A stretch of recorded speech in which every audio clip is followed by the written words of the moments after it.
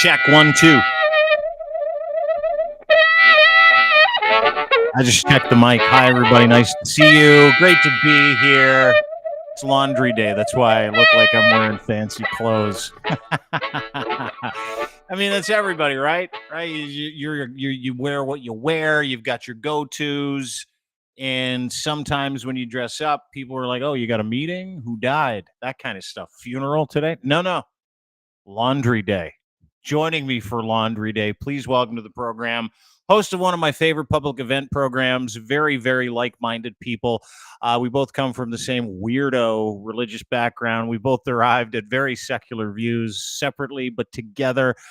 She is a warrior for public service. She is a warrior for the people of Ontario and strong-minded Canadians with a sense of sensibility and social responsibility. She is a warrior for the homeless and the dishoused, if you will. Please welcome to the program the host of the O Show here in beautiful Ontario, Hamilton, Ontario, Canada, Miss Laura Babcock. Ladies and gentlemen, Laura Babcock joins the program today. Ms. Babcock, nice to see you. How are you? Good to have you. I'm great, Dean. I wish the world was a little better, but I personally have nothing to complain about. How about you? Yeah, awesome. I had maybe one of the most peaceful holiday seasons of my life. Did you? How were the holidays? How was New Year's? How was Christmas? Do you know what? I'm a social animal. So after all the pandemic, terrible disruption of all my traditions and my go-tos, it was nice to get back out. We go out with our old school buddies, once a year. Went to a great restaurant, had a wonderful time, had a lot of dinner party conversations like you and I talked about last time, Dean. People went there. But also hosted a lot at the house, and fascinating conversations. I just love quality time with people. I love celebrating. And then went out to New Year's Eve dancing. A buddy of ours has an awesome 90s band. And so we were dancing the night away. So I cannot complain. It was everything I love. Lots of partying, lots of good conversation. Good for you. Good for you. Good for you. I know. I watched you on Twitter. You're like, I'm going out tonight. Do you remember we were texting back and forth? I'm like, good luck. I got 2 tickets to stay in front row seats in front of my television. And you're like, I'm going out and partying. Why? Can I tell you why? Did I tell you this last time? No, Did I tell you about New Year's Eve when I was a kid? No. So I don't know why, but I never felt like I was connected with my whole family's religious, super no life. Because you're smarter than them. That's why. Well, they always used to say, you're supposed to be, in the world, but not of it. And I'm like, what the hell is the point of that? I never got that, right, as a concept. Yeah. So I was like, as a kid, I want to go New Year's Eve. I want to count it down. I want to celebrate it. I knew that from I was 3 years old. And one year they made us go to church. We had a new pastor and they wanted to bring in the new year at church. And, of course I had to go. So I was like, okay, I'll go. I had a balloon. I'm down in the pew. I'm watching my mom's watch. This is in the late 70s, early 80s, whatever. And I'm down there in the pew and I'm like, it's almost midnight. When is he going to come to a conclusion of his sermon? I don't hear him building towards any kind of a stopping. I'm listening to this guy's speech going to his sermon going, when is he does he know? So I'm trying to when is he going to start jacking us all up to count in the new year? Yeah. Even hit the 10-second before, stop talking, let me yell the numbers. Right. So I'm sitting there and I'm like, I'm down. I got a balloon under the pew and I'm waiting and I'm waiting and I'm waiting. And the guy didn't stop. And he preached through the new year. And I was like, for the rest of my life, nobody is making me miss New Year's Eve. I don't care. That's it. I think the only New Year's I've ever missed since then was just after I'd had one of my babies and I couldn't make it to midnight, but that's it, man. So to me, New Year's Eve is a sacred thing. Don't take that shit away from me. I want to celebrate. I want to ring in the new year with the people I love. I want the kisses, the hugs, the whole thing. Yeah, did you and the hubby? I know you post a lot of pictures of your husband and his incredible hair. Did you guys have a makeout session at night, at noon, at midnight? Did you guys grab each other to get over here? Because it's special, for if you've been married for a long time, it's just an excuse to French kiss, right? You know what? I have friends that I've known as long as my husband, and we are all a very affectionate bunch. So once it's midnight, we're all hugging and kissing, and Really? Yeah, in the COVID economy, huh? Way to go. Very brave.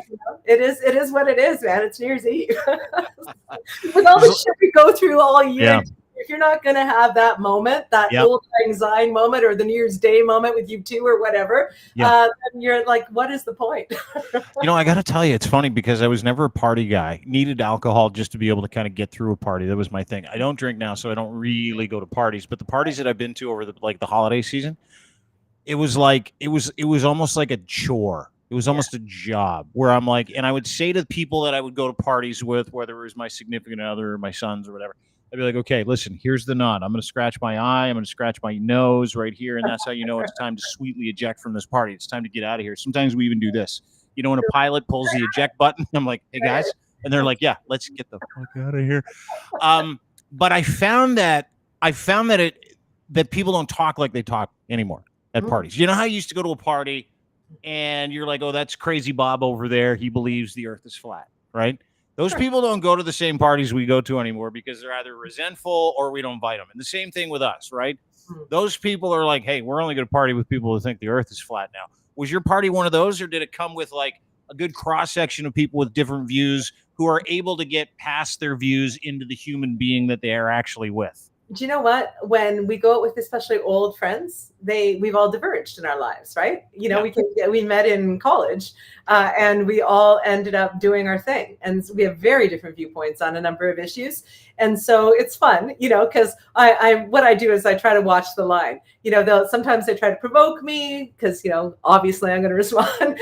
Sometimes it's more like they're testing ground. Sometimes we don't want to talk about stuff at all. And like we segue into let's go, like let's party. That's what dancing's for, right? It's like, you know what? I want to keep talking to you, but this song, I've got to go dance, right? So the people I invite to my house might be more like-minded, but you can't just hang out in your own echo chamber, Dean. Like you can't, right? Oh, I 100% agree, and I'm bringing up an example. Is that so? Today I go to an appointment this morning, right? I go to this appointment, have this meeting with this gentleman, and he starts talking to me about. He goes, so what do you do? Like, because it was just a stupid hair appointment. It was like I had to get my hair cut. Well, your hair's what do you do? Your hair's it's on point. Yeah, I look good. I look like dude. Okay, go on. Like a pre-senior snack. I've heard that's what I look like. Like a. Actually, I had a conversation with someone that your hair's just on the edge of blonde and white, and if other people are going to go gray, that we know they want to try to get that Dean Blundell blonde thing. Because are you old? Are you young? It's hard to tell. I tell you what, it's a mind F for a lot of people. I call it Arctic blonde or icy blonde. Either way. There you go. You gotta incorporate that. You gotta lock that down, man. Arctic blonde. I love it. I do. It's my own look. I can't let anybody else do it. Nice. So I go in to get Arctic blonde cut. Nice. And the guy finds out, what I do. And he's like, what do you do politics when you do your podcast? And I'm like, yeah, actually, we do a little bit of politics. And he goes, how about that Trudeau, hey? And I'm like, yeah, tell me about it. And to the point where I'm like, I'm like you now, where to me, those conversations are very entertaining, right? I don't have an axe to grind. I'm not there to convince anybody. I want the epistemology of how did you get here? How did you get to the point?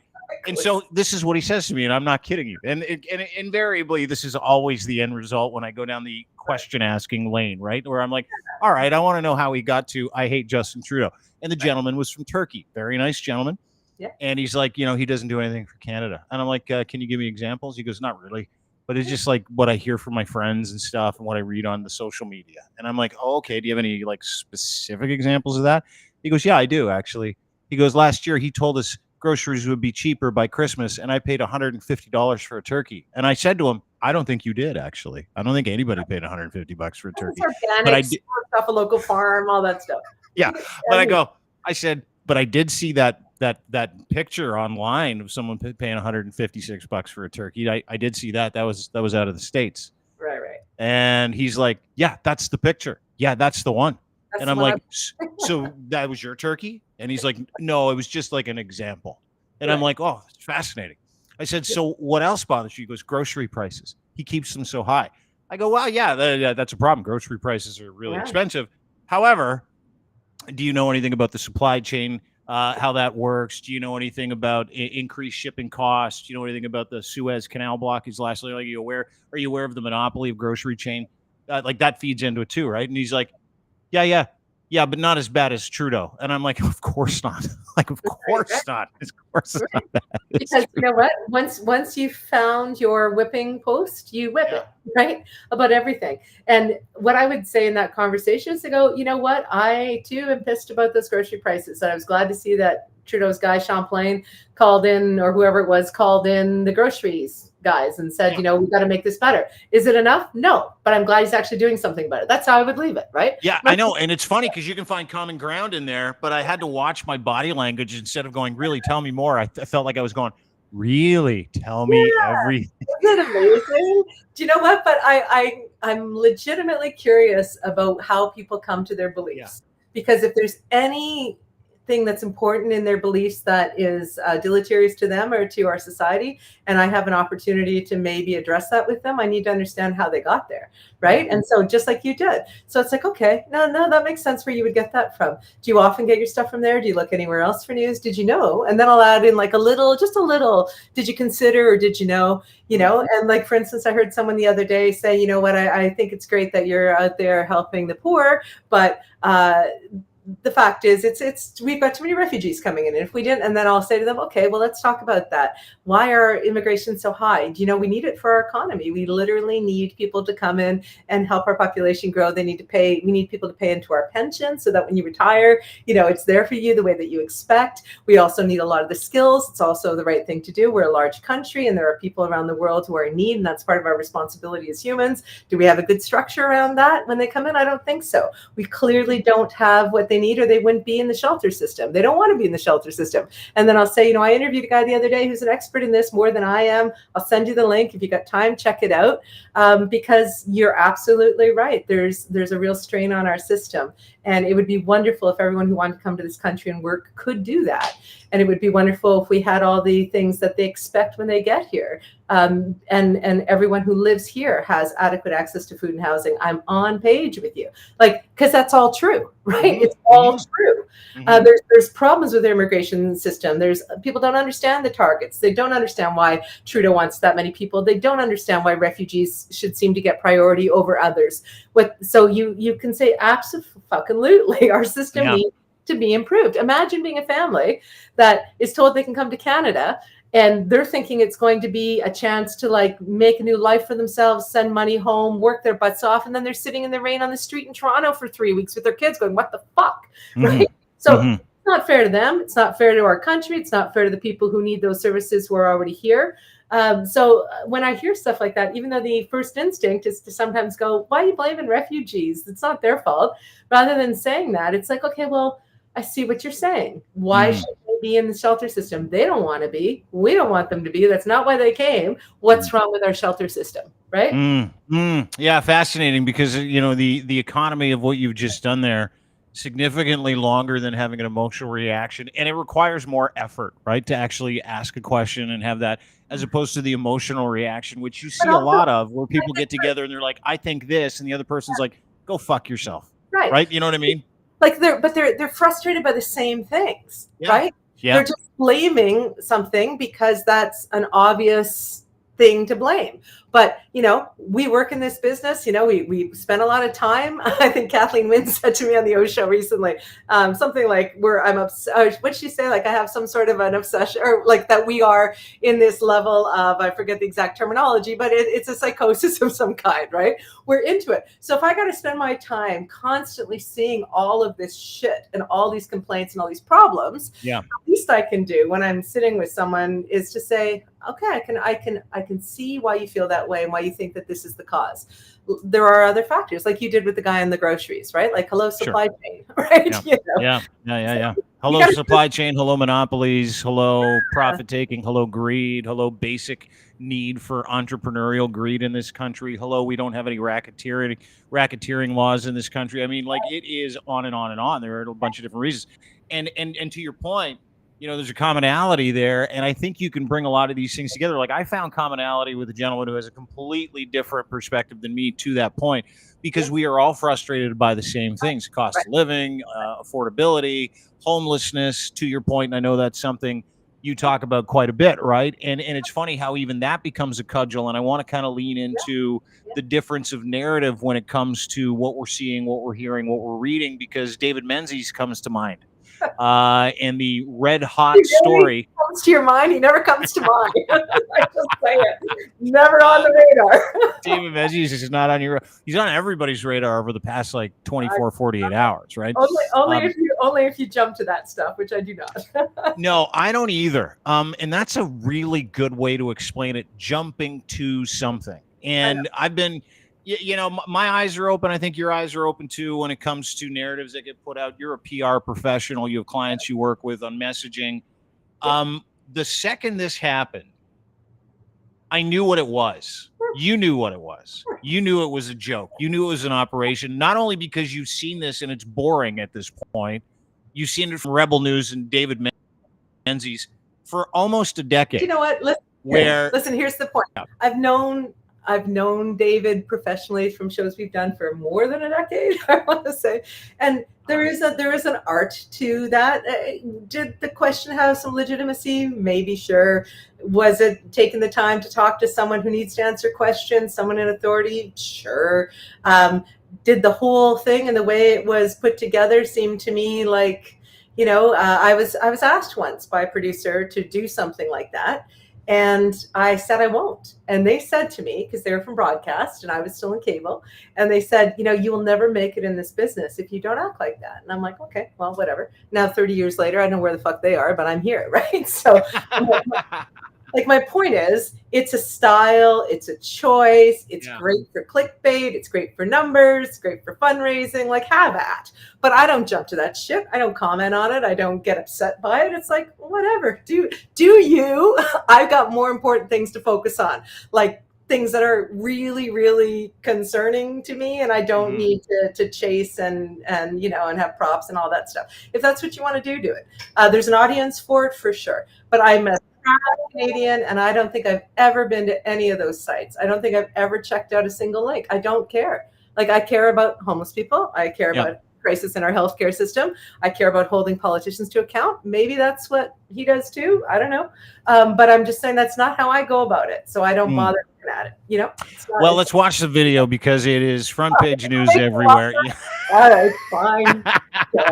You owe me for this shit, D. Yeah, I do. I needed a compatriot today. I needed a partner in crime, someone I could rinse this through. So, but we'll watch it together now, and then we'll get to the fallout from it. But let's set it up.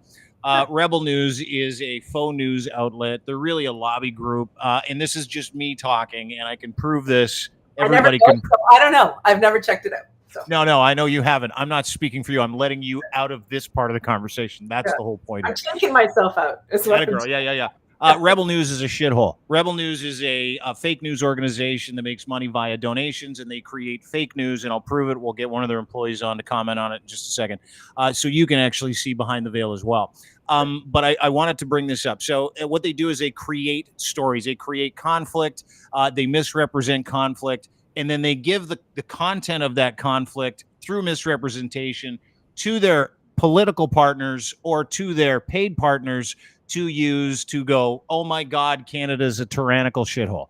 Oh my God, Justin Trudeau's a terrible human being. Oh my God, look at these woke assholes. Oh my God, I can't believe the convoy has been broken up after being there for 3 weeks and people taking a dump in the streets. This is tyrannical. That is what they are. They're part of the alt-right media ecosystem.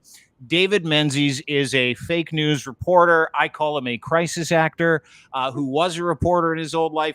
And he has been arrested and done this crisis acting, creating conflict for the past decade. He's been arrested at a Melissa Lantsman event, an Andrew Scheer event. He's been arrested in Montreal where he literally pushed a cop, and Ezra Levant was like, charge him, screaming, charge him. I've got all the receipts. I'll put them up here in just a second. This happened in front of our Deputy Prime Minister, Chrystia Freeland, the other day. She's going into a meeting. David Menzies, in terrible faith, as a point of intuition, as part of the strategy that Rebel News and David Menzies employ, then got in her face. He bumped into one of her security detail, and he was accosted. This has happened several times. You can go to crier.co, check out the video where you can see every single time this has happened over the past 7 years. This is a documented action that he does on a daily basis. So let's watch this, and then we'll get into the further aspects of this, deciding whether or not this is even news. Okay, let's watch this together. Ms. Freeland, how come the IRGC is not a terrorist group? Why is your government supporting Islamo-nationalism? What? Excuse me. What are you doing? You're under arrest for assault. Sir, why are you pushing me? You're under arrest for assault. Who are you? You're under arrest for assault. Police, you're under arrest for assault. How am I under arrest? You bumped into me. You pushed into me. I was just scrubbing. I got my credentials here and you just bumped into me. So excuse Police, me. You're under arrest. What is your name and your badge? What is your name and your badge? So you've been told you're under arrest? Why am I under arrest? He blocked my way. What? I was just scrumming Christian Freeland. I'm a police officer. You're under arrest. What is your name and your badge number? Assaulting a police officer. How is that possible? Okay, because you assaulted me 3 years ago when blackface was back. I was very aggressive. What was happening? You mean I was asking questions aggressively? No, your actions were. You were almost pushing everybody over. That's how it appears. Lincoln, you got this on video, right? He's saying I'm pushing people over. That's an absolute falsehood. Of course, he's got it on video. That's the whole point. That is the whole point. Let's watch a little bit more. There were feet were shuffling. So now it appeared that way. That's what you're saying, officer? It appeared I was pushing people. I didn't touch a single person. That was a little bit aggressive for what was happening. Get that. You're under arrest. Please take the microphone out of my face. Well, so there you go. It goes on for another minute and a half. And this is what's that? I missed the person I was before you made me watch that. I missed that, Laura, because now I got that shit in my head that I gotta keep. Listen, you know what? Honestly, in my mind, and we'll see whatever they do. But does the cop not know better? It's a shtick. It's a shtick. Question, legitimate question. The style of doing it, not my style. It's a shtick. And why would the cop just fall for that bait so fast? I didn't see anything there that looked, in my opinion, like it warranted arrest. But I do think that the cop walked right into the moment, right? And if Rebel News is going to fundraise off of that, they got the clip. So, I mean, that's why I'm saying, I never clicked on that when it was going everywhere. I don't think I posted about it because I'm I know it's a shtick. And if it works for them and it gets their message across, and if it feeds their political parties that they may or may not be working with or whatever, that is not a surprise. What I care about and what isn't it bad faith? Oh, it's a shtick. But that shtick is bad faith, Laura, is it not? It is bad faith. Define bad faith. I will. Let me and I want to run this by you. Okay. This happened 4 years ago. Menzies arrested an Andrew Scheer conservative event. Right? That happened 4 years ago. This happened in Peel. Bumped into a police officer a few years ago. Ezra challenged Peel cops saying, quote, arrest him. They immediately started a GoFundMe for that as well.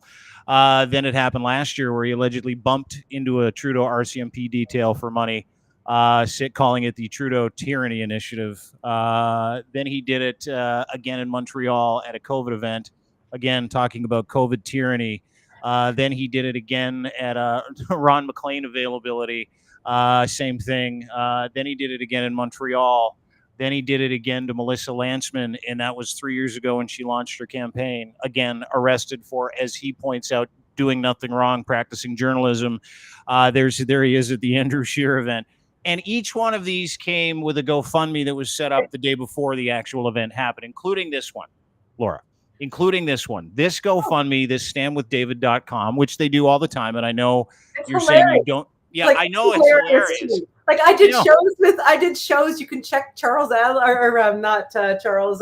Corrin back in the day. One time Menzies showed up with a Hannibal Lecter mask when we were in a debate. One time he showed up with a printout of my license plate or Barbie. This is what he does. I don't care. I don't take it seriously. And you know what? I don't give the airtime to stuff I don't take seriously. Well, this is my point, is that I don't take them seriously either. I think it's hilarious. I'm not angry about any of it.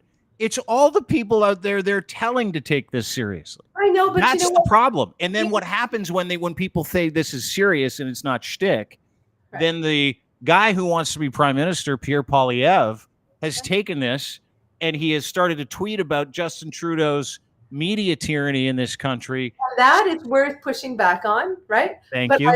But I don't care about whatever any of these platforms are up to. I don't check them out. I don't look at them. I don't watch their stuff. I don't read their columns. I really don't care. Like, you'd have to be an idiot to do it. So I know that you don't. But people can come back at me and say, well, why on the O show, like the clip I just posted for this week's show about, homelessness and what our mayor, Andrea Horvath, ain't doing and, what she should be doing. I didn't put out a clip of me going, well, if we look at the record, that's not what I did. I leaned in the camera and I said, people are begging for you to give a shit. Get your ass to Queen's Park effectively. So yeah, that's the truth. It is the truth, but you can accuse, but his questions were legitimate questions in the sense of why is the government following certain policies? Is it driving towards a narrative? Whatever. What I'm saying is that there's always going to be an audience for that kind of, I don't want to really call it journalism, but the question was legit. It's the rest of it. I just find it's like a combo of journalism and it's like, it's whatever. Isn't it LARPing as journalism? What's that? Isn't it not? I don't know if it's a combo. I would look at it, and I respect your opinion greatly. But is it a question to a leader who has to answer questions? And the question was not when did the aliens land in Trudeau's backyard and why are you talking about it? It wasn't something ridiculous. And you know what? And people care about the edges of that issue. So listen, I've never been one for that style. And the people who think that is, where it's at with journalism in Canada, I would beg to disagree. There are better sources for news. However, when you have a leader of a party, an elected official who I hold to a higher standard than I ever would David Menzies or anybody else, I look at it and I say, okay, so you're leveraging this.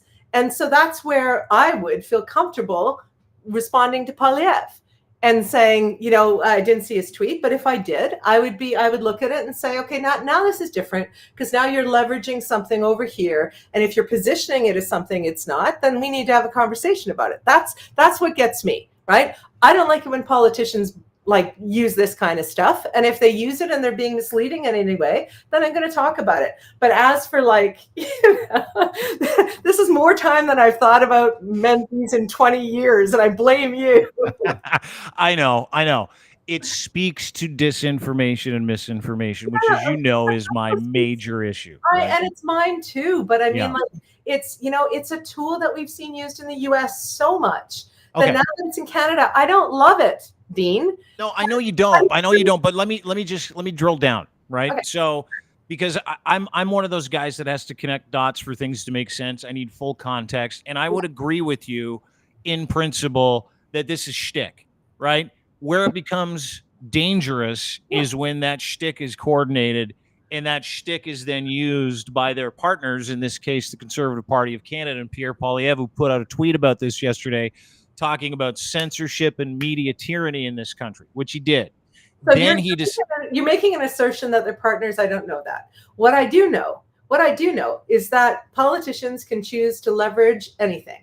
They can comment on anything. So when I see a politician make a choice to leverage a particular news story, a particular event like that, Poilievre with the bridge, right? It was a car crash. And he tried to leverage it as did Fox News, right? So my point is, when I see leveraging of events or of incidents like that towards a particular narrative, a narrative that I don't think is legitimate or is actually harmful, then I'm going to pipe the fuck up. But just the actual theater of it, I don't like to give that oxygen.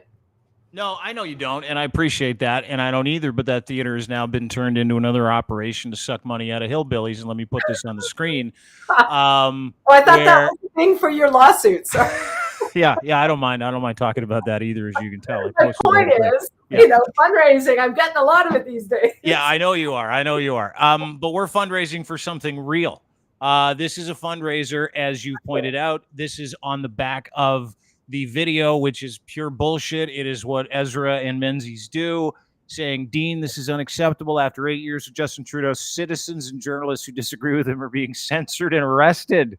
Right. That is not happening. And then he asked me for money. Donate here. Help us. Freedom of speech. Blah, blah, blah. Hang on. And let me just say this. Okay. If we were censored and didn't have freedom of speech, How the fuck did David Menzies get within an arm hair of the Deputy Prime Minister of Canada? Ask her if Islamo-Nazism was a thing in this country. Right. So that term, like, there's a lot of crap around all of this, right? I'm not saying that it's just, I think, do certain people buy into it? Is it easily clickable? Is it easy to feel outraged and to feel like there are people who are part of the rebellion or whatever and are fight? Sure. Right. And that's going to happen.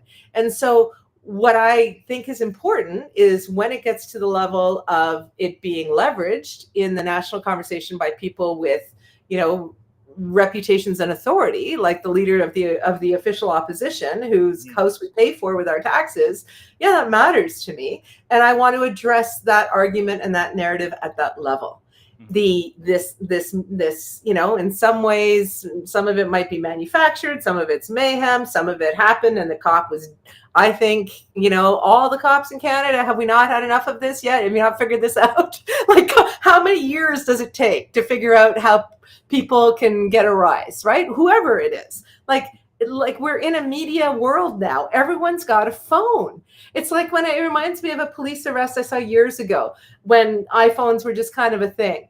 And the cop said to the people filming this arrest, put those phones away or else and I'm like looking at it going, did you not take your social media training? Do we not do that with our police? Like, in other words, as a PR person who sees maybe the games played a little more clearly than maybe some people don't, other consumers, it's like educate police forces on how to deal with protest, how to deal with this style of reporting, right? How to deal with outlets, whoever they are. I mean, there could be a CBC reporter who's acting like that. Like, learn what's going on and what they're looking for, and that it's going to be leveraged. And if you don't want to be a part of that particular shtick, then don't, right? There's a better way to handle things. And so I think when I watch that, what I think is Freeland knew to duck out of the shot, get in the door. Smart move going right when everybody was going left. Well, she had her elevator moment in Saskatchewan, in Alberta, or wherever it was. She doesn't want to go through. She knows to walk past.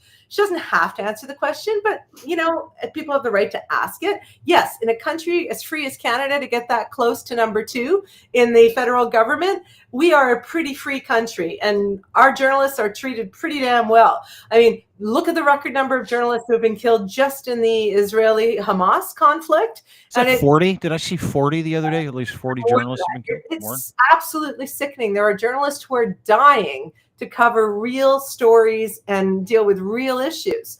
And so they're the journalists who I'm going to spend time looking at what they put out. Let me put it that way, right? Yeah. They're real journalists. So is Rebel News a real outlet?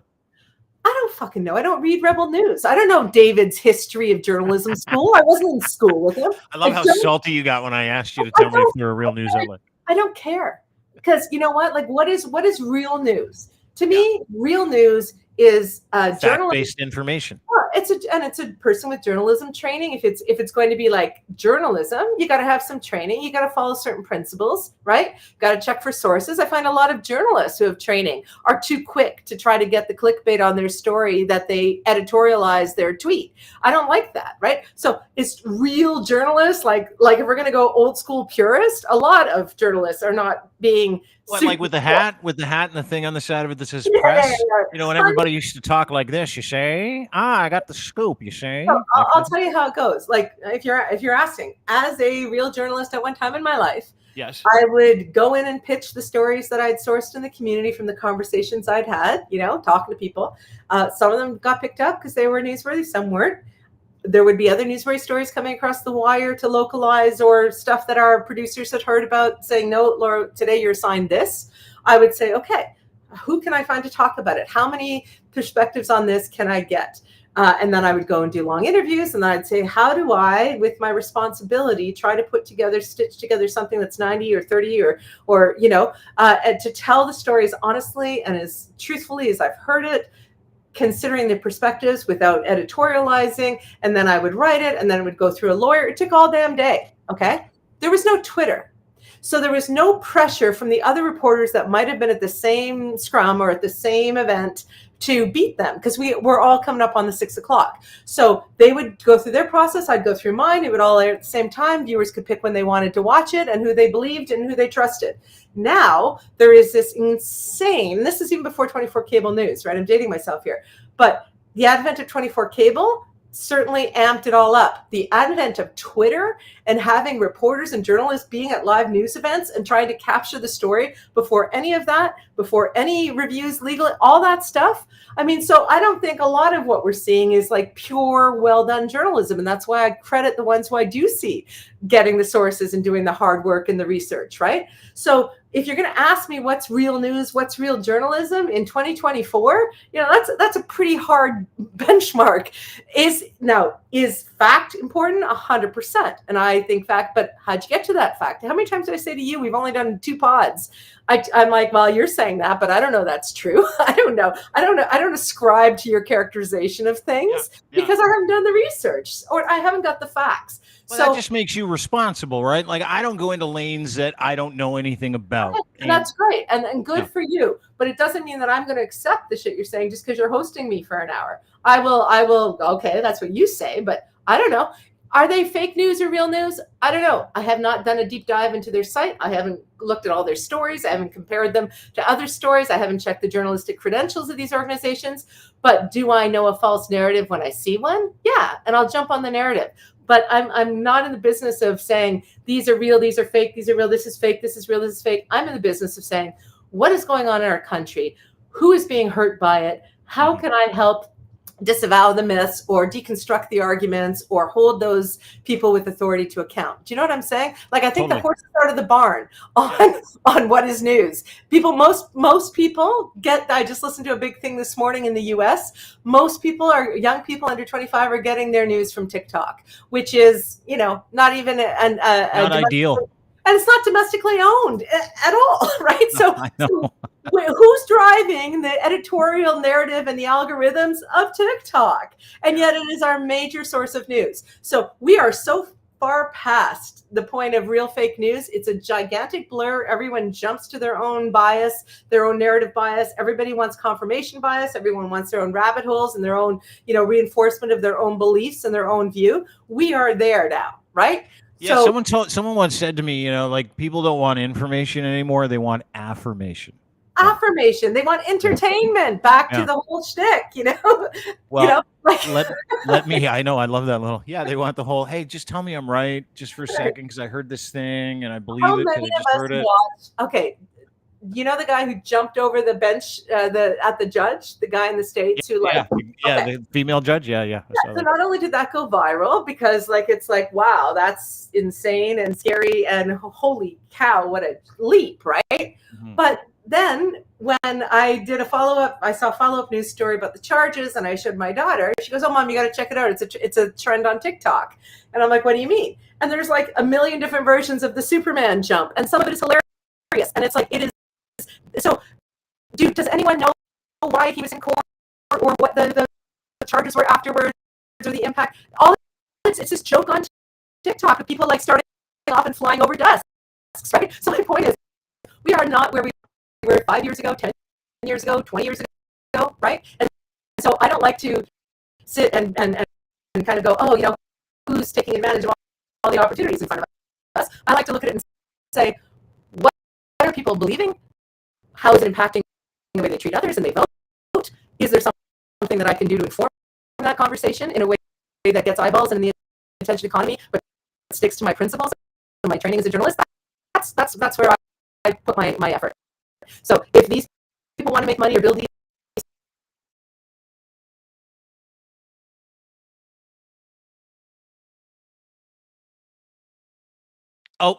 lost you, Laura. 38. I'll edit it. Lost your internet connection.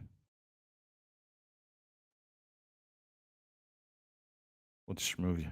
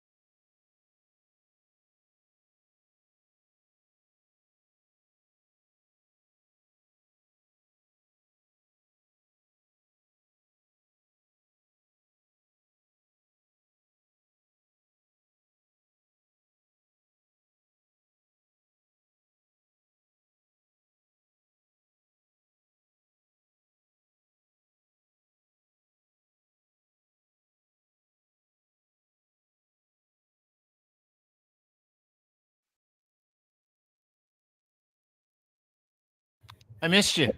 Sorry about that. Well, I don't know. It just like, I don't know if my laptop overheated or what, but we're back. I don't know what happened either, but you were on a fucking heater. I can pick it back up. I mean, yeah, please pick it back up. Go ahead. Remind me of my last exact word I said, sir. I've got all these. You started to cut out when we were. You basically were talking about who's news and who isn't, and how people, the people that you talk to. Yeah. Get that gloss on. I got to do the same. Yeah. Go on, man. It is a visual medium. Yeah. So here's my point, Dean, is that there is a lot of bullshit flooding the zone, right? Some might be legit. Some might be bullshit. Sometimes what I produce might be more bullshitty than the other stuff that I do. I don't spend my time looking at every single news source and saying, I did enough of that with Fox News 10 years ago. Like, enough. What I care about is, given that everyone can choose their own rabbit hole, given that everyone can be a part of their own echo chamber, everyone can get the news they want to affirm and reaffirm and inform if they want, but mostly entertain. Affirm.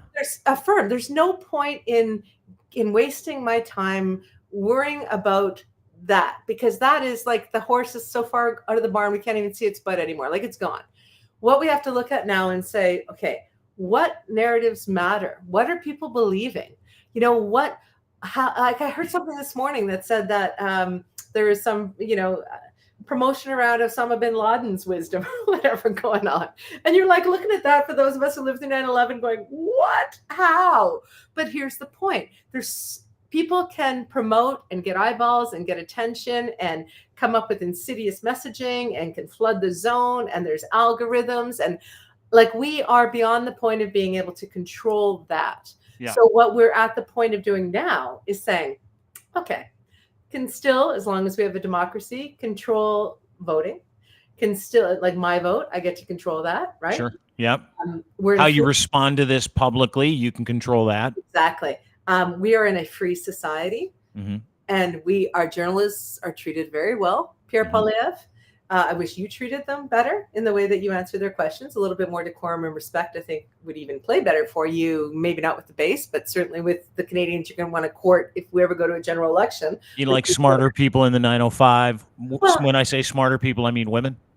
Well, just like you look at that and you go, really? Like, if you're so good with your point, if your point is so valid, if your position is so authoritative, if your values are so necessary, and if your solutions are so powerful, then why do you gotta talk down to people? Like, to me, you immediately. Why do you got to run away from those, and why do you got to not give them media availability? If you're so sure that what you're doing is right for Canadians, why are you not willing to talk to everybody about it? Right. So so that is calculated, strategic communications, right? Yeah. What gets clickbaits? What does the base want? How do we feed them? How do we feed our socials? How do we leverage content from other content? How do we fundraise off of it? How do we get names and email lists? I mean, it's all the dark arts. It's right in front of our face. Everybody's doing it. They're doing it at a level we've never seen in Canada. But any of us paying attention have seen it in the last 10 years in the US. And I'm more worried. I go to bed every night worried about the election in the US more than anything else, because I know it's going to have massive repercussions for Canada. But it's the same tactics, right? And if anyone, I used to find Rachel Maddow hard to watch. I was not a fan. But now that she's only doing one day a week and she's really focusing that hour on like super heavy, important content, the one this week, if your viewers can catch it, she talked brilliantly, and she's just written a book about how the authoritarian messages that Trump is using, she takes it down to a technical, tactical level, and talks about not just what their historic context and the risk is, but why they work, why they are so successful. And like, I can't do her justice. People who care about authoritarianism should listen to her 1 hour the other night on her pod about how it is being used, how this language worked for Hitler, worked for Mussolini, how it's being used in the US. And I said to you, I think last time, if I ever see that shit in Canada anywhere close, I will be like banging the drums and, to warn people of it. It's insidious, it's effective, it's tactically efficient, I think is the word she used. So I'm less fired up about how chaotic and unfair and manipulative communications are these days, Dean, and all these different platforms. I'm more interested in where the results are coming. And if people are believing things, how do you present something that is equally compelling, but more accurate, more helpful, more just, more equitable, more compassionate, right? So I'm not going to waste time getting upset because Menzies does this or whatever site does whatever, or claims they're whatever. I'm more interested in, okay, our Canadians, like Brittlestar did a brilliant takedown on Poilievre's weirdo. Poilievre did that weird ass. Oh, the expert brainy thing? Yeah, where he's like, hey, listen, never the been brainy people want to run your life. The experts want to tell you what to do, like doctors and electricians. Fuck that. Do it all yourself. And I'm like, wow, that's impressive. Lightning is going to power my laptop, right? Come on. it's crazy shit, but it's effective. My response to that, which I think got a lot of pickup, was it was a strategy, because I've listed the Brexit strategies, right? It was a strategy in Brexit, before Brexit, leading up to it, to discredit experts, right? Do that very deliberate discrediting of the expert class. So if you can stop listening to doctors and to scientists and to everybody else and believe that you have equal amount of knowledge, then suddenly when they try to weigh in on populist, let's say, policies that might be crazy, you don't care, because you're like, well, I'm as smart as them. Experts are just, overpaid whatevers. So they did that. They laid the groundwork psychologically for people to discredit expertise and feel as though the experts were actually, rather than the bulwarks of society, were actually the ones who were pushing the elites down. Down, right? Yeah. And so when you feel pushed down and you feel disrespected, hells yeah. I mean, one of the dumbest things Hillary Clinton's ever said in her entire life was basket of deplorables. Worse than saying I stand by my man, whatever that nonsense was on the couch years ago.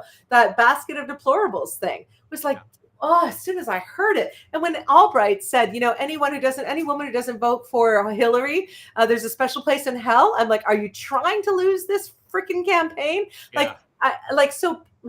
I just hate that shit. But the point is, there was a narrative that was laid before Brexit.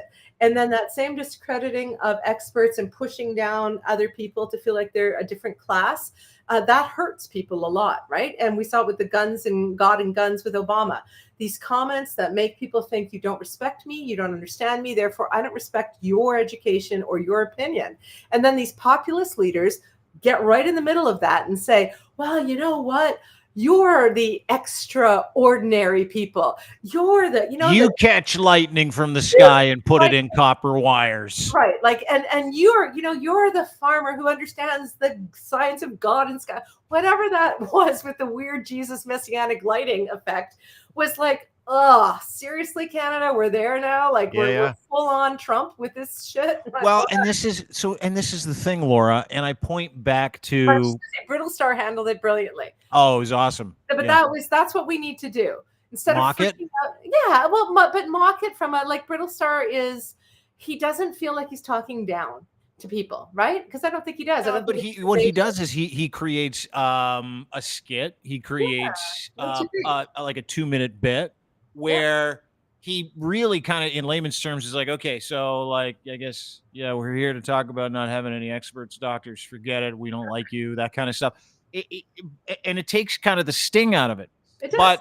But when you look at that information that was given to us by Pierre Poilievre in that case, which is like, hey, these brainy people, these so-called experts want you to do, like doctors want you to go to the doctor. Don't believe them. Just do it yourself. Eat some dirt. You're going to be fine. That kind of thing. Catching lightning, eat your dirt. Yeah, it's all part of the same thing, and the same talking points get represented by the same people, influencers, outlets that are aligned with, the special interests of whatever political party, in this case, the Conservative Party, that's delivering this complete insanity.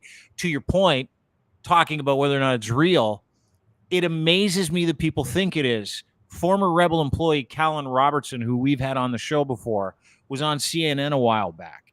And what he did was he sort of let the cat out of the bag about rage content, about fake content, about content that delivers the result that you and I are talking about, which is, how do you get people to think that you are in a tyrannical society or your life is no good and the only thing that you need is for the people that are keeping you under their thumb to fuck off, right? I want to play this for you because it's very prescient. I've had Callan on the show. He's a wonderful young man out of England. Let's watch this together. This is him on CNN last year. Joining us. So you specialize in getting these far-right clips to go viral. So what was the formula that you found worked best? Well, when I first started all this, I had been consuming radical content on YouTube for about 6 months. After the Orlando shooting, I remember I typed that theme into YouTube and was inundated with YouTube videos from Rebel Media and One American News Network type channels, and ended up going down that rabbit hole. I ended up becoming a correspondent for Rebel Media, of which I obtained millions of views. And my boss always told me, and the bosses of these other organizations always told me, that we should never let the truth get in the way of a good story. And if we can get people angry, and if we can get people upset, then we can make more money, we can make more profit, and we can drive the algorithms to keep pushing these videos. It's what made me feel very disenfranchised and end up speaking out about it all in the end. But as someone who really believed in it and believed that, free speech was under attack and that the West was being invaded and all these ideas that they were pushing, I really felt that if I had to take part in disinformation and take part in bending the truth, that it was for the greater good. But actually my bosses and the people at the top of this ecosystem, from Newsmax and all these organizations, from Project Veritas, which collaborated with Rebel at the time, it was all fair game because the left were just so terrible. But actually, the kind of tactics that they were engaged in, and even myself now looking back were engaged in, were far worse than the quote-unquote liberal media and CNN and any of these groups ever took part in. It was completely devoid of any realism or any journalism. We would go to quote-unquote no-go zones in 2018 when Fox News would hype up that whole situation. And we would create conflict and then selectively edit it to look like those areas were far more dangerous than they were. Those videos would obtain millions and millions of views. Again, I regret that massively. The only reason I did it was because I was radicalized by those people and felt like it was for the greater good and it was a bit of a cult, but those people profited massively from it, and it was always about pushing disinformation. Alex Jones, who I spent a lot of intimate time with, and a lot of the people that employed me, told me openly that they thought the whole Pizzagate stuff and the pedophile stuff and all the stuff that they were pushing is something that they don't really care about or really believe in. But it whips up their audience into anger and it gets them to buy products on their news night. Yeah. And so that's that. I mean, I hate that. I hate that that happens. I'm glad he's exposing it. Maybe I'm a little jaded because I feel like I've known that for a long time because I've been paying attention to the US analysis of when that started down there. Right. And so for me, I'm a little past the outrage that it's happening. To me, it's like baked in the cake of where are we? Almost like you're in disbelief that other people don't know this already, so you don't spend time on it. That kind of thing. Yeah. Right. So, and that's where I'm coming from. Now, he was speaking about a whole bunch of different places and a whole bunch of different things and didn't name anybody. So I'm not sitting here on your podcast saying that any single individual you might have mentioned in this show is not a journalist or engaging in these behaviors, right? But the fact that that stuff works on social media, for people who don't know that, they're not social media literate. For people who don't understand that that's what happens in a lot of places, they don't get it. You know what? And this whole idea of when he said it's way worse than the liberal media, yeah, there are news organizations that certainly, try to go through a rigorous process, but there's also bias, right? There's also mistakes. There's also, you can get a bad producer or news director who's an ass who wants you to do stuff. I mean, I've had lots of fights with news directors going like, I ain't coming. You used to fight with news directors? No way. Yeah, no, go figure, right? But I can't, like, nobody's going to make me do something I don't want to do. And you can hear from, I think his name's Colin. Was it Colin? Mm-hmm. Callan Robertson, great young man. He's got his own media company in London, England. It's a burgeoning little media company. They do an amazing job. They're very accountable, good people. I love it. Yeah. I do an international pod with a guy out of England. I'll ask him if he knows Callum because I have mad respect for Callum for what he said there and for taking the personal accountability of having done things that he knew were harmful, right?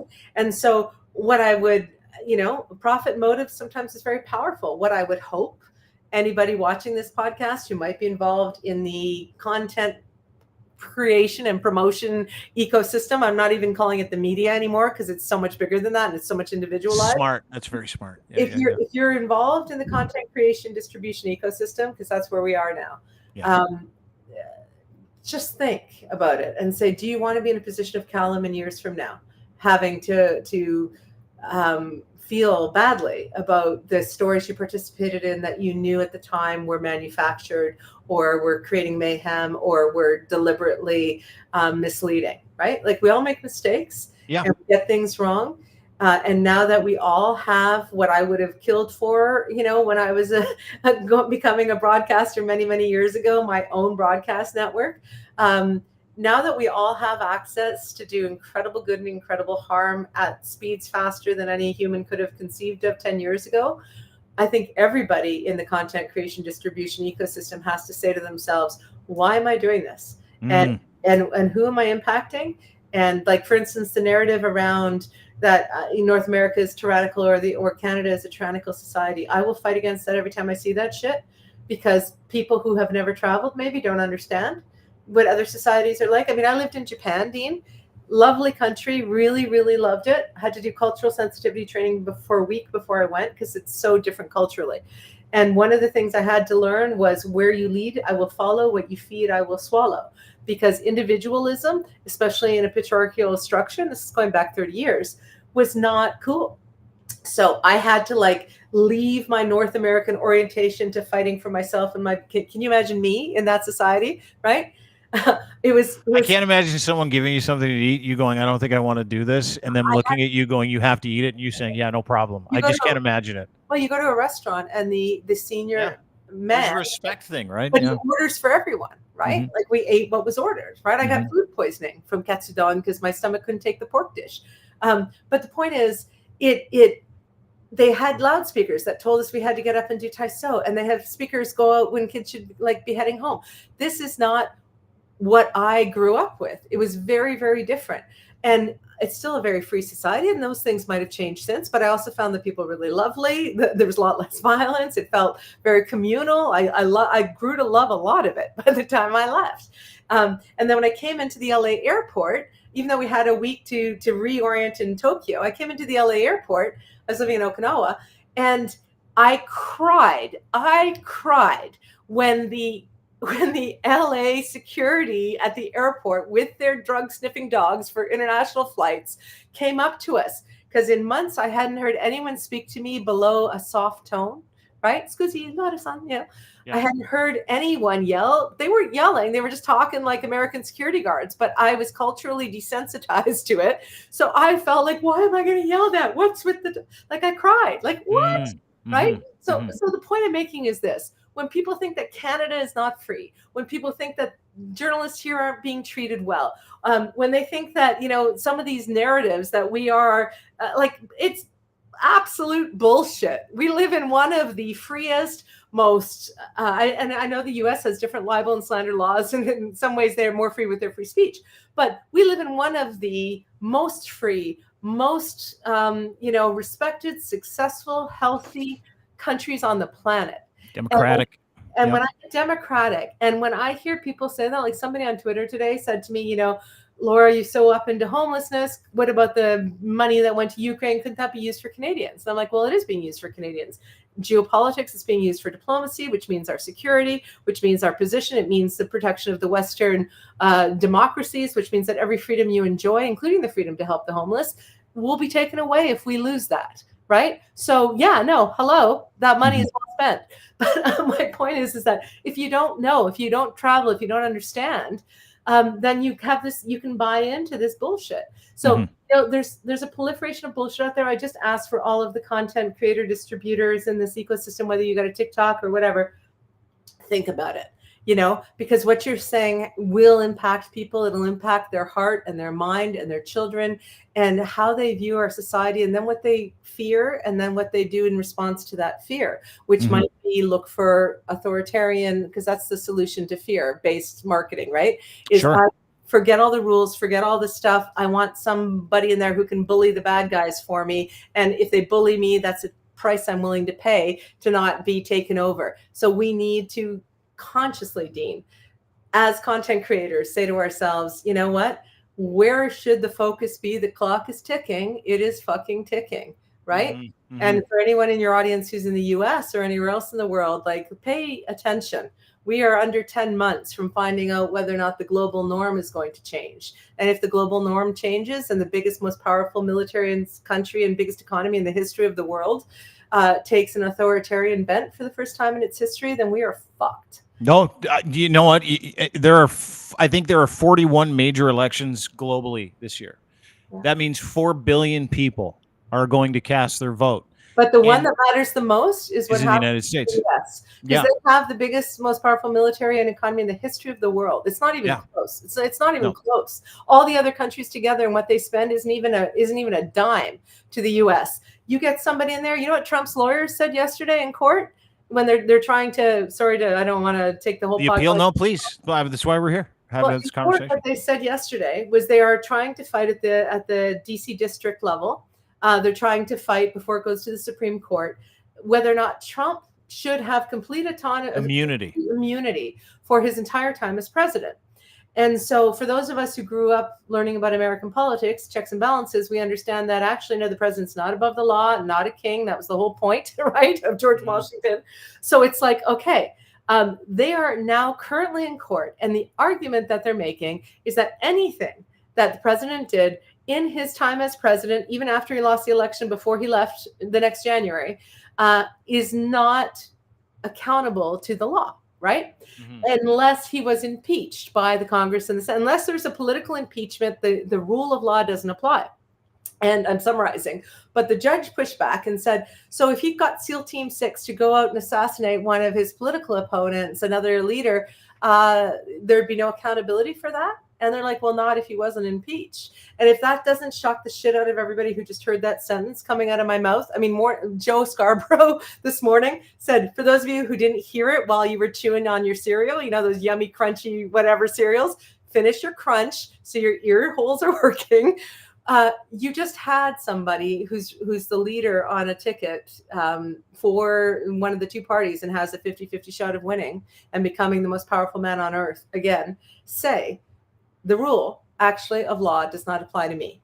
So it's one thing for some tin pot dictator or some small country dictator to feel that way. There's lots of those out there, do terrible things. Doesn't have 10,000 nuclear warheads that he can aim anywhere he wants, though. And the biggest, most powerful military and economy on earth. So the stuff that's happening in Canada, I'm not cool with. I don't love it. And I hope everyone watching, you know, shout out to, you know, if your buddy David's watching, think about it. Just think about it. Just think about the narratives. Think about the consequences. Think about what it's a bigger part of. Think about the bigger global structure. You know, Canada is not as bad as a lot of people are trying to make it. I am very critical of the state of homelessness in this country. 200,000 Canadians are living on the street that we know of, and that is absolutely obscene. And I tweeted the other day, it's not that I don't blame Trudeau in part. Pandemic happened. You got some greedy premiers across the country not dedicating their healthcare funding dollars, trying to privatize the system by enfeebling it, right? There's a lot of shit going on, but the prime minister can always do more, and he's not done enough. Now there's wartime housing, great, but not enough. But I also think that Pierre Poilievre would make it worse because I don't even think that there's that basic level of caring about the crisis, right? There isn't. So safe supply, homelessness. I mean, he derides both of those communities, right? Anybody who's a drug addict, anybody who's homeless. Right. He repeats talking points that are authoritarian in nature. And we're seeing in Edmonton today them cleaning out some Indigenous camps. And it was one of the saddest things I've ever seen in my life. And you know what they did in Hamilton? You know what got me on this beat in the sense of in my head? Like if you want to say I'm on a homeless beat as a former journalist, is that in Hamilton, in the pouring fucking freezing rain, in like a week or two before Christmas a few years ago, they dismantled an encampment that was set up at City Hall in our giant forecourt. And I will say, Dean, I got that Hamilton sign built. You know, I was my campaign. There were other people who helped, but like, you know, drove that shit. I care about that sign. I care about what it represents to the world. And when I saw them show up in the rain with a fucking like garbage truck and big bin, and they took the belongings of people who those are their only belongings. That one picture they had, that doll they had, that piece of their mother who died that they had, their stuff from their tents were dumped in a fucking garbage can. There was a Hamilton artist, David Brace, who painted a picture of it. I think it's an oil on canvas, and it makes me cry to this day. So, like, how are we treating humans like that? Like, who the fuck are you to take away? As my neighbor, who's an immigrant, he was a refugee actually 50 years ago. He's from a war country. He said, you know what, Laura, the poor can't get poorer. Like they've nothing.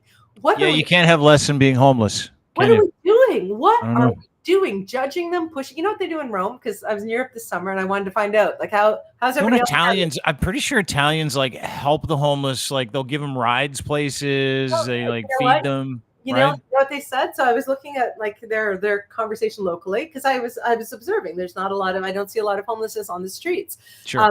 And so one guy said, you know what, in Italy, why should you starve? Everyone's got pizza they can give you. Like, so people just walk up to a restaurant and they're hungry, they get a slice of pizza, right? Like, and they talked about, that they look at the issue around the loneliness and isolation as being what they really, they worry about. They're very family oriented, very community oriented. They're very concerned about that. But where we're pushing homeless people from tent to tent, okay, like Hamilton's got this idiotic bylaw, 10 feet apart or whatever. And like all this shit we're doing to try to manage it without actually looking at the issue. You know what they do in Rome? They realize that in Rome, and I think throughout Italy, that tons and tons of people come through their train stations, right? And rather than chasing out all these homeless people who set up in their train stations and these giant cavernous things with lots of hallways and, warm weather, rather than chase them out, what they do is they build rooms in the train stations where they can get a shower, they can charge their phone, which for a lot of homeless people is their only connection to any kind of security or anything. They charge their phones, they bring in social services, they give them dignity, they give them a place to get a good night's sleep. I mean, what are we doing in Canada that we are constantly trying to push them further to the fringes? I mean, how far can we push? Why don't we just do what Italy does? Feed them if they're hungry, help them if they're in front of you. Like, it makes me insane. So back to my point, and I'm not like as traveled as some people watching this, but I've traveled a bit. And I can tell you that the solutions are out there. We don't need to constantly drive ourselves crazy trying to figure them out. Learn best practices, other places, adopt the things that work. Finland's done a really good job around homelessness. Let's learn housing first and see if we can apply it with a Canadian version of it. Like, let's stop doing these things that are hurting people and driving them and causing me heartache. And everyone who, I think, as my daughter said yesterday, because she helps with feeding people who are hungry on the weekends, she said, Mom, it's easy to think of homeless people as a group until you meet them. And now I'm thinking about all of them in this weather as individuals, right? That's what she said. She's 13. From the mouth of babes, right? Like 13 years old. And she's like, hey, listen, these people have been castigated so much in my mind. Yeah, but now she knows them, right? They've just been this gray color in my life, and you go meet these people, and they're red, they're green, they're orange, they're blue, they're black, they're pink. They've got personalities, they've got hopes and dreams, they've got hurts. They're human like us. They're humans. They're not homeless. There are humans who, for whatever reason, are living in a situation where they need our compassion and support. So Trudeau, step the fuck up. Ford, step the fuck up. Andrea Horvath, step the fuck up. Mary Olivia Chow, every single one of you who has power, and not just power, but power in your home tonight, watching this, warmth, a bed. Think about what it would be like not to. I was worried when I heard the weather forecast going to be -7. I'm like, how can I keep my daughter warm when we're out there in the park? And then I thought, there are mothers like me with daughters like her who are living rough, who are saying, how do I make it through the next 5 hours in this cold, right? How do I feed my daughter, and where do we sleep tonight that we're not victimized or we're not at risk? So, fuck all of us, Dean, that think that we are better than them, or that we couldn't end up there, or that we don't have a responsibility as a society to make this priority number one. Like, I want to get through this winter with nobody dying on the street. That would make me happy. And I would prefer Polyev and all these other content creators and providers focus on the lives of hundreds of thousands of our neighbors who are going to die in Depression era. They're in Depression era food lines. You know what it's like to see a food line start hours before you set up your food service, and they're around the block, and the line never fucking ends. And they're all starving. And you know what? They're begging us for extra containers of rice in Canada. So, yeah, you mean it. It's okay. I get it. I appreciate you. Sickening. It is. Right. It is. So it is, and we're sitting around here, right? There are better angels out there like yourself. I'm not a better angel. I just jumped on. I know you're not. Hey, listen, I said it, not you. I'm taking you out of the conversation here. I'm blowing you up now. Okay, so give me a minute.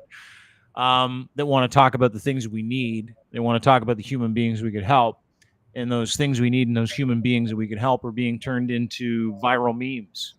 Right. They're being turned into kitchen table issues. They're being vilified. They're being castigated. They're being shown as useless, needless to society. These people need to go to jail. You've got, one side saying that these people are unwanted and they're an eyesore and they decrease property value wherever they are. Conservatives on the other side, you've got liberals going, yeah, we need to do more, but they're doing nothing. And I can tell you they do nothing because we have this problem of 200,000 plus people in this country that are trying to figure it out while they live on sewer grades. Like, listen, it's going to be in Edmonton, Calgary, Western Canada this week. It's going to be between -30 and -50. Right. Okay. And you and I lived out west. We know you can barely survive that with a fucking home.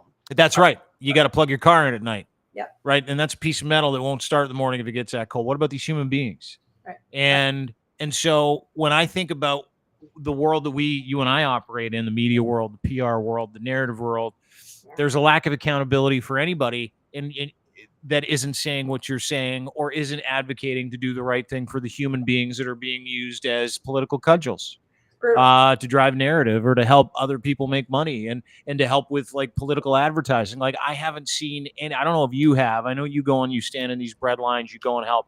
How many MPs have come down to help?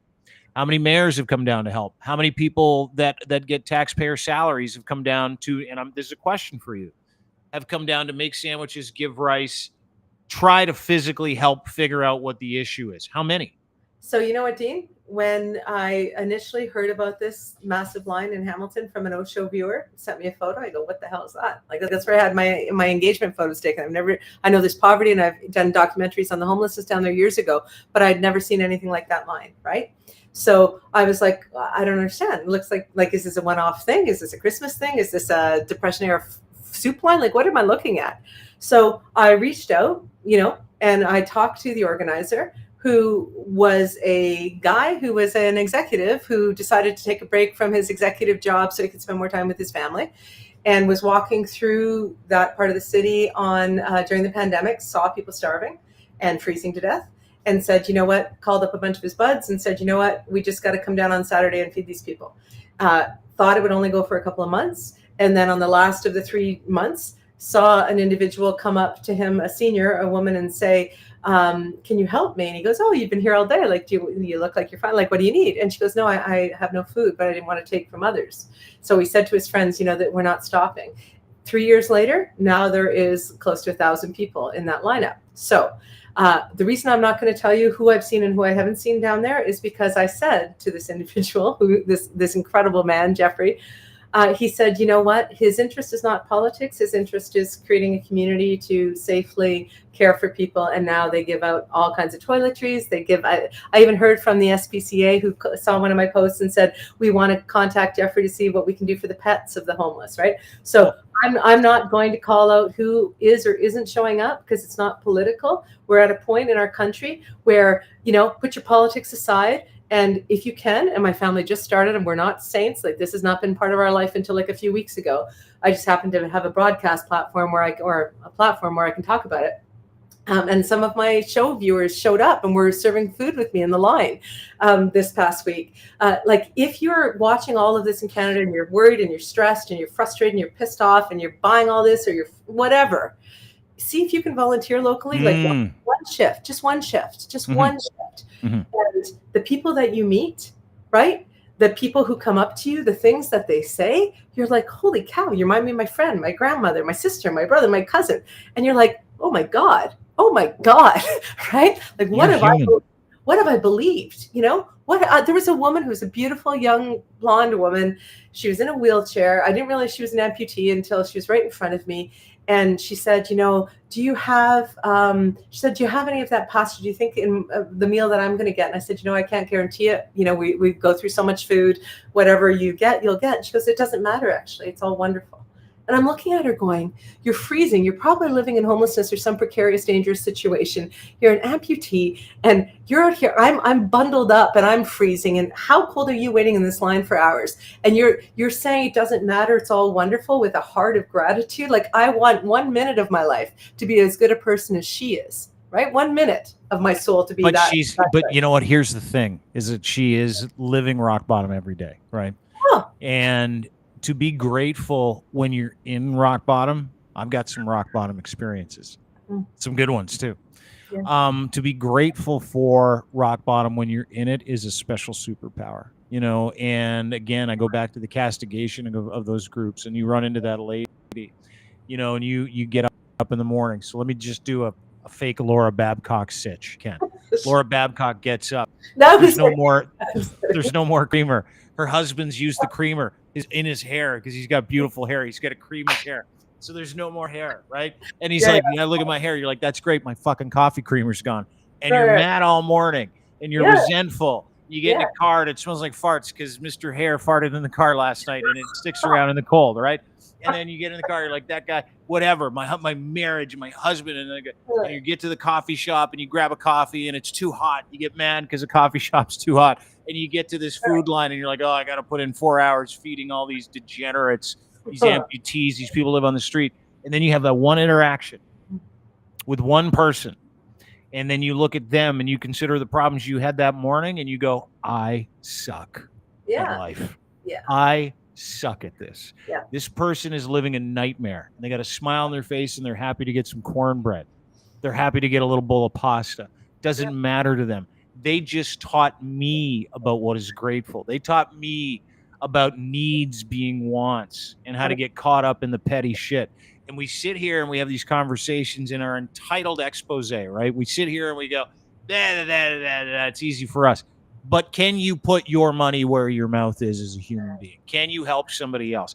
And can that experience you have with that person change your perspective on how terrible your life isn't, right? Can you do that? And to your point, there are a lot of people out there that look at the entirety of a situation and go, I can't do it. Like if someone said, hey, do you think you could eat a whole cow? You'd go, not a chance. But they don't realize it happens one burger at a time. Or can you cure homelessness? No, I can't. But it doesn't realize you can cure one person's day. You can help one person eat. You can give one person a conversation. You can do that. You can do that. And if there are 200,000 homeless people in this country or 40 million people, if just 5% of us went out of our way once, right, because we all had that personal conviction of making the world around us a little bit of a better place, or to be of good character, or to help another human being in need, we would cure homelessness together in an after fucking noon. And isn't that how it's always been in the history of time? Yeah. Right? I mean, one of my favorite parables as a kid or stories was Stone Soup. I loved it from the marketing perspective of coming in and creating this, we got excellent soup here. We just need your carrot, right? When all they had was stone. Yeah. But the idea that people in the village added to the soup and everyone got a good soup by the end of it, right? So, I mean, that's how it's always been. And we, as a society, decided a number of years ago that we were going to pay government, representative democracy, give them our tax dollars, our hard-earned money, and they would not only, do our security and other things, but they would create systems that nobody would have to be standing in long lines like that on a Saturday. Those systems have collapsed, or we wouldn't be in this situation. And so, somebody said to me when they saw my posts, who followed my family for years, she said, this will change you on a cellular level. And I haven't forgotten that post. And I thought, and she wasn't judging how, I lived before or whatever. She said, this will change your family. She said, on a cellular level. And the other day I said to my daughter, Saturday afternoon, do you want to do art class? Do you want to go see my daughter, went through the pandemic like every other teenager. And so I get my kids a lot of care, and because I can afford it and whatever. And so I said, would you want to go talk to a therapist? Do you want to go to art class? She goes, Mom, I want to go down and hand out cookies to the people in that line. Because when I'm with them, I don't think about myself.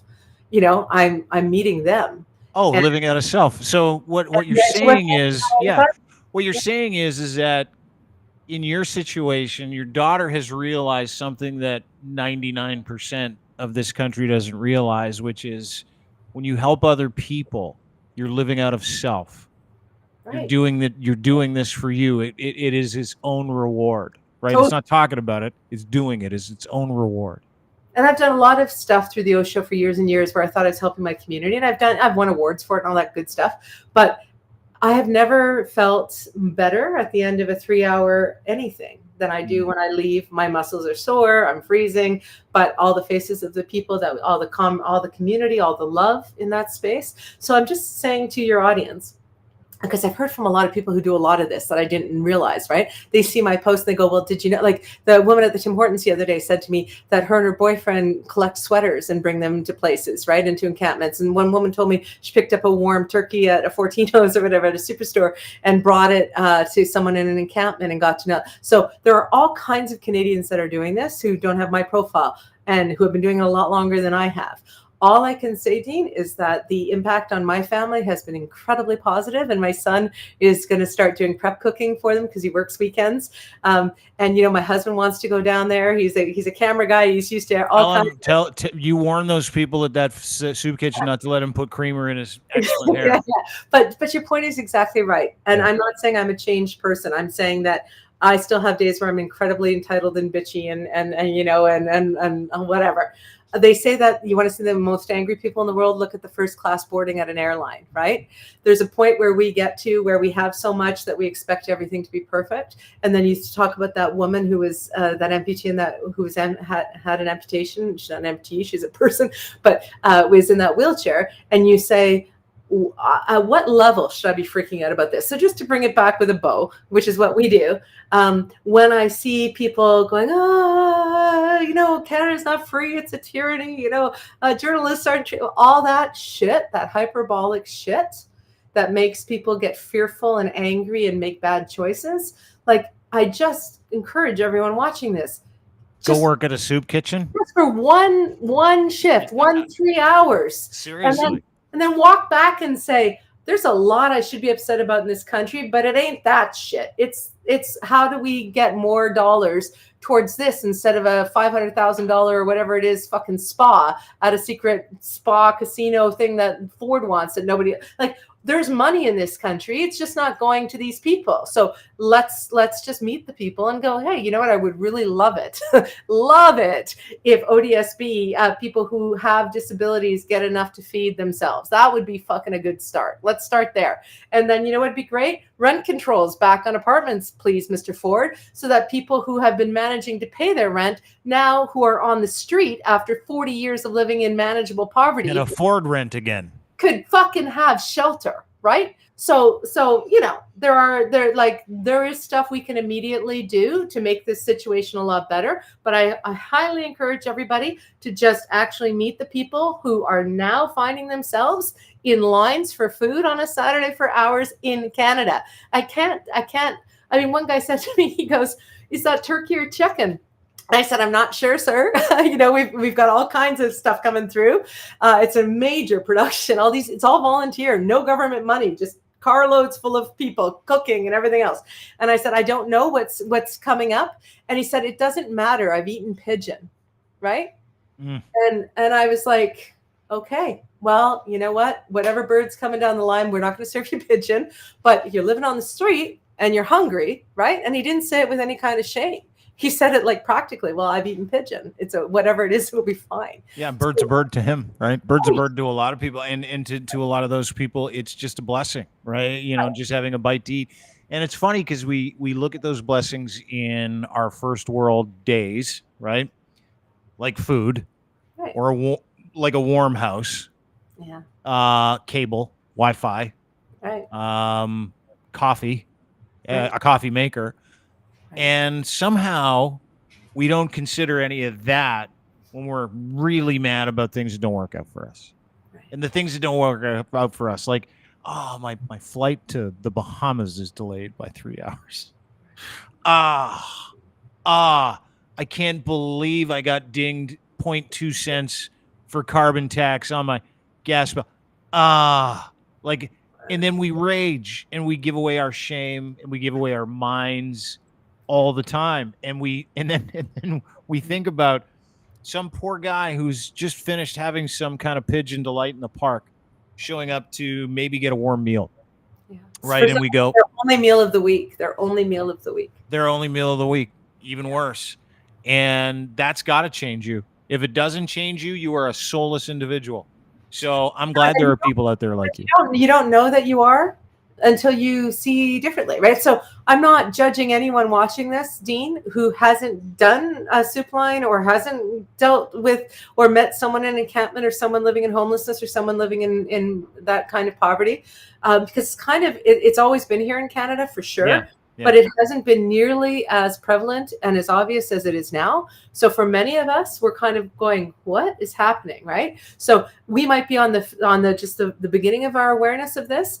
And there is no judgment for anybody who is listening to this and saying, well, this, that, the other thing.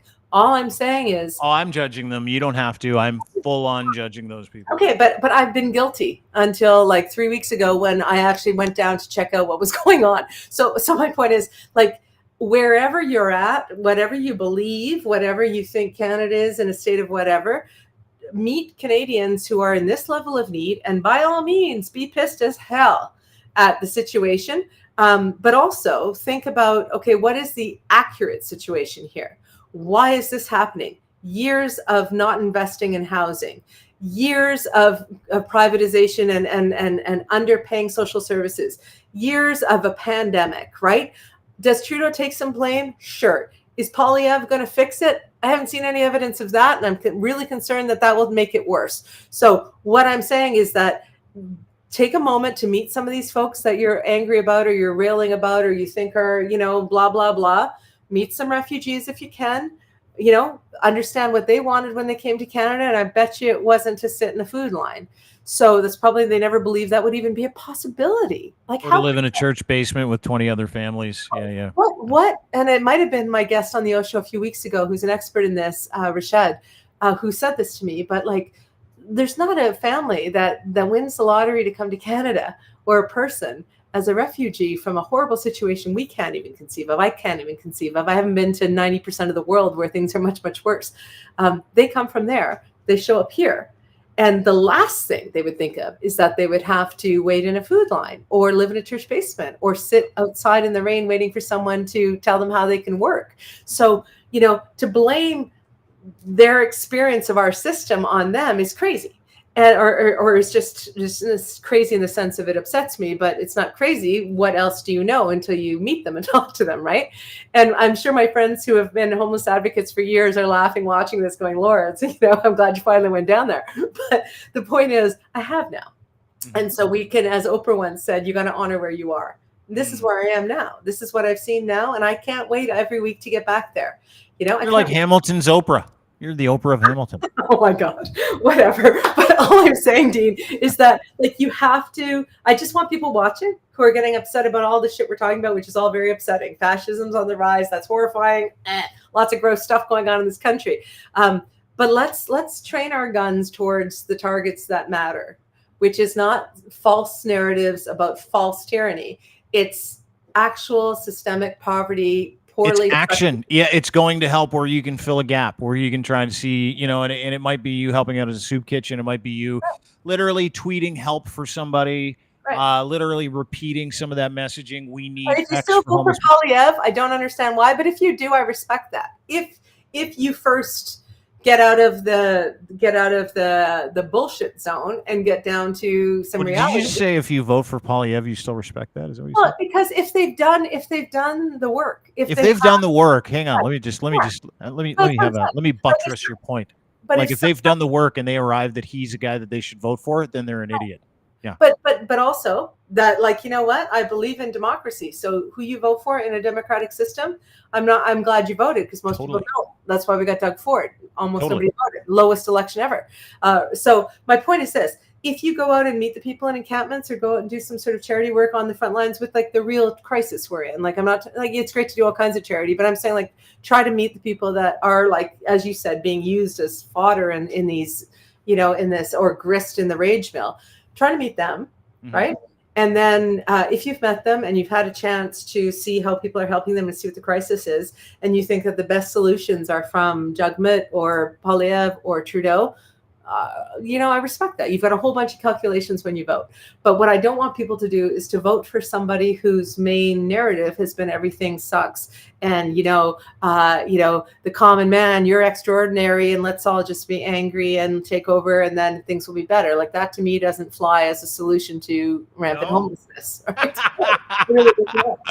Yeah. I mean, anything that guy says doesn't fly it flies in the face of fact. Well, the Jesus lighting. Come on, Dean. You love that. Use the word messianic on Twitter a lot for a couple of days. Please tell me what's in that cocktail. What's in there? Please tell me it's not just water. Oh, it's Prosecco. Oh. My day starts at 6 a.m. I have to have Prosecco by now. Laura Babcock, you are a much better person than me. And no, I'm not. That's right. I don't want you to say that. I'm not. No.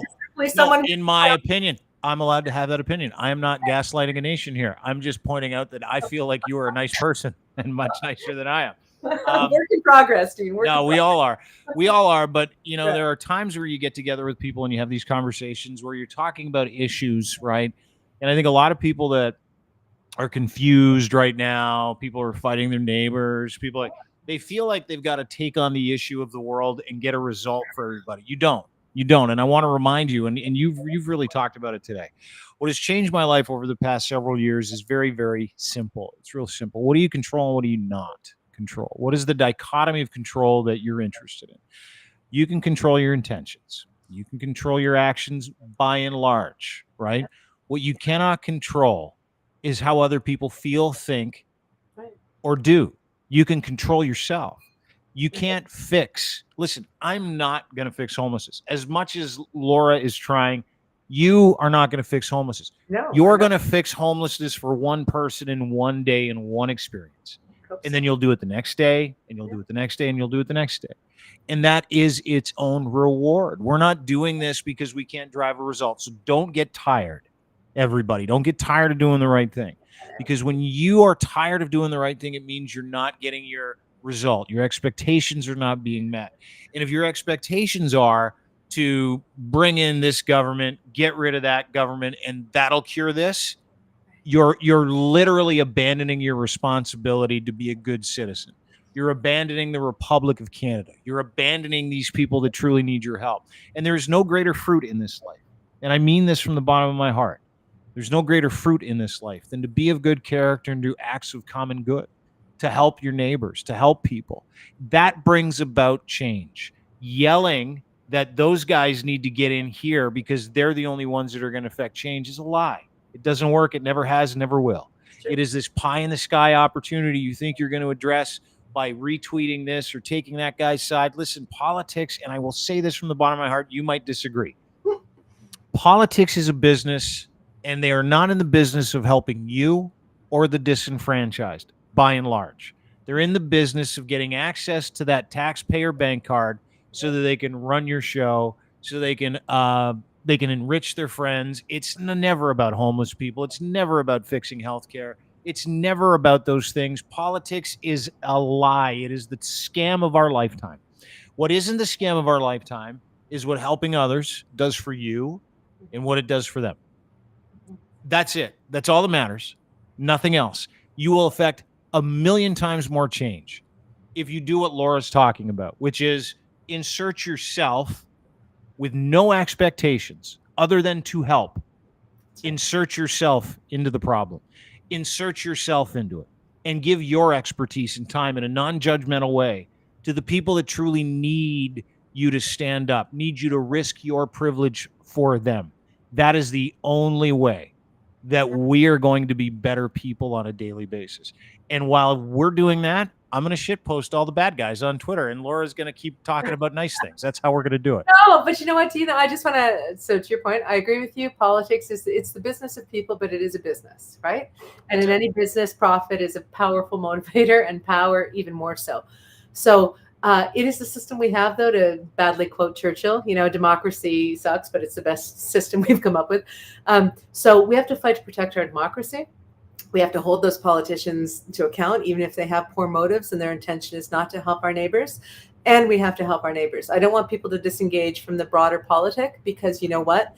It has the ability to fund ODSP, have rent controls, right? Create shelters, build houses. So they still have our money. We still need to push them while we are also hopefully making direct impact. So there's the direct impact, which is highly necessary. And there is this bigger conversation that is also highly necessary. So I'm not going to devalue the work that you do shit posting about bad actors, or the work that I do trying to I just love it. No, and I love it too. We're good at it. People enjoy watching us do it. We should do it. It's good for our society. Does it have as much impact on a cellular level as the experience that I've been having recently? No. But I'm not going to stop doing that, because it does impact on a mass level, right? Like, so yes, you can make more of an impact on your own soul and the soul of the experience of the other person, one-on-one, 100%, right? We are relational people. Do the government have tremendous power and authority to make the lives of those people better or worse by policy? Yeah. So better be fucking careful who you vote for, right? And better hold them to account in between elections. Wow, that's what we're trying to do. Laura Babcock from the O Show, Hamilton's finest. Always great to see you. oshow.ca is where you can find her. Laura Babcock on Twitter. Is it just Laura Babcock on Twitter? Laura Babcock. I am not anonymous, my friend. I know. You do a tremendous job. Always great to chop it up with you. Continued success in helping the people in your community as you've done, and talking about it and holding people to account. And you have a wonderful Prosecco-filled Wednesday afternoon for me, please. Dude, gonna do it just for you, Dean. I wouldn't do it otherwise. Thanks, Laura. So would. Okay. Yeah, girl. We'll talk to you soon. Laura Babcock, ladies and gentlemen, from the O Show. There you go. That is a smart lady. She's a very nice person too. You know, there's a difference between being nice and standing up for what you believe in, right? I think there's this opinion out there that and what I love about Laura is that she's always nice, right? Until she gets into the heart of what she talks about, then she gets emotional because it means something to her. And it's easy to not be emotional about this, you know, whether it's homelessness, disinformation, political lies, disingenuous narratives, disingenuous people, being kettled by the political ecosystem, third-party advertisers, that kind of shit. Like it's different when someone has the ability to cut through and talk to the human being on the other side to say, hey, listen, tune it all out. What is your responsibility for humanity today? What is your intention? How are you going to help? We help in other ways that Laura helps, right? I help by making bad people angry. I just happen to enjoy it as well.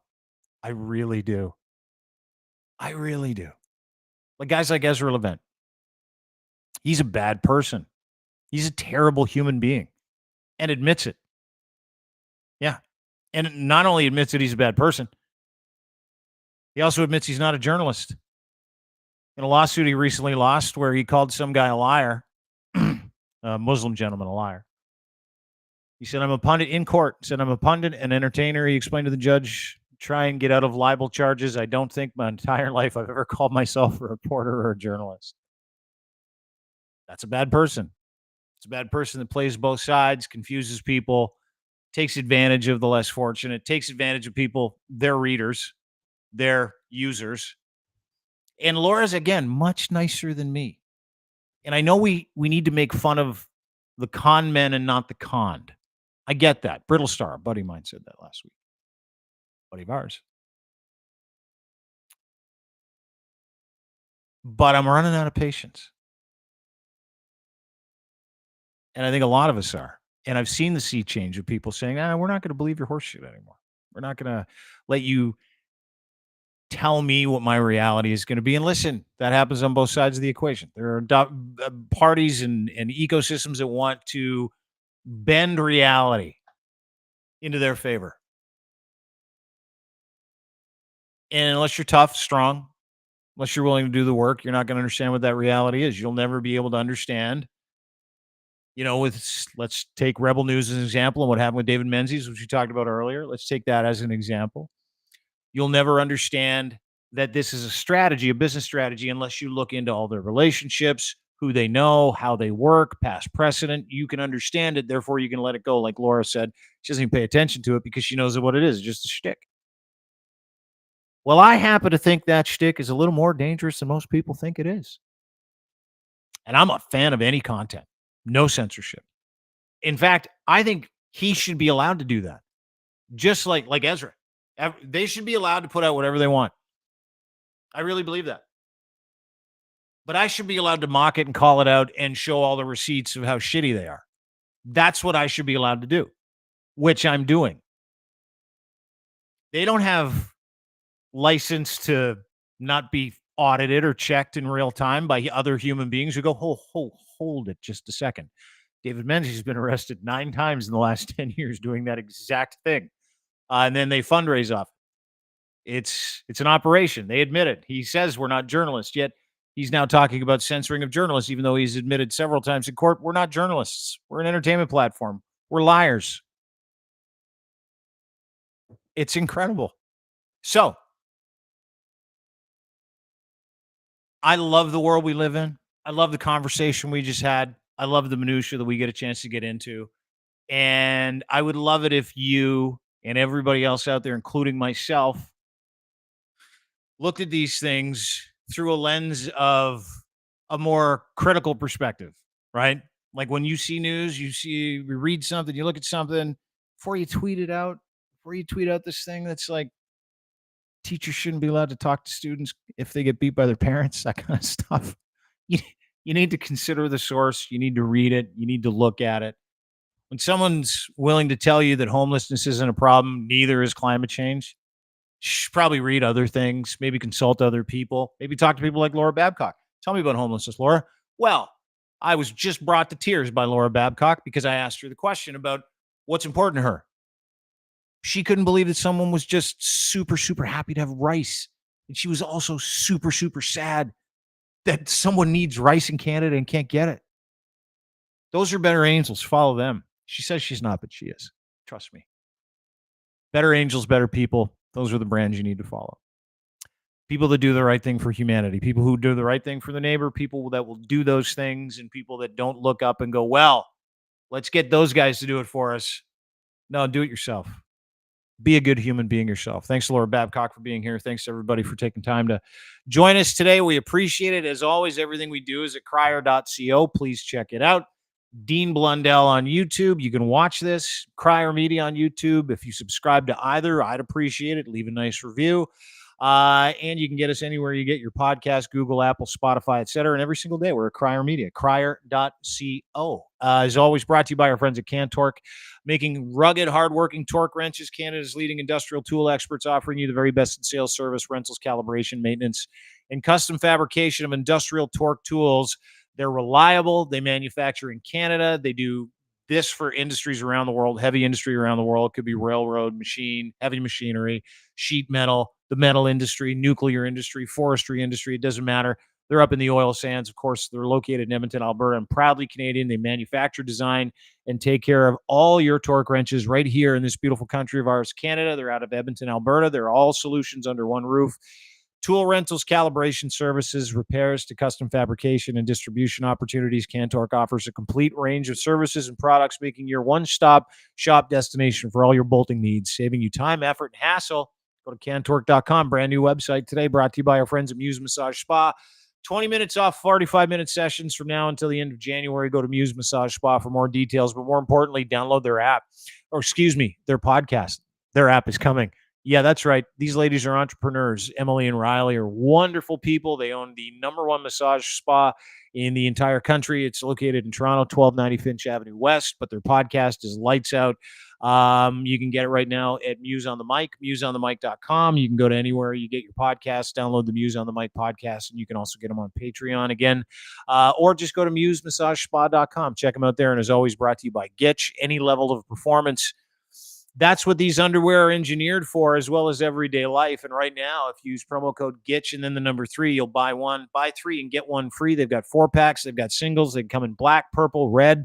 I believe yellow is also in season right now. Orange is not bad. I prefer black, camouflage, just in case there's a problem. And right now, if you go to edgefineimports.com, order 4 pairs of Gitch with the promo code GITCH3. You get 1 for free. Plus, give them your email address at checkout, and you're going to get 15% off your entire order. Go to edgefineimports.com. hillbillies.com, clothing for men and boys. Massive online store as well. Check them out today. That's it for us. Have a great day, everybody. Appreciate you being here. Again, don't forget to rate, subscribe, whatever it is that you have to do to say thanks or not. I'm easy. It'd be nice if you said something nice. See you tomorrow with Lachlan. Bye, everybody.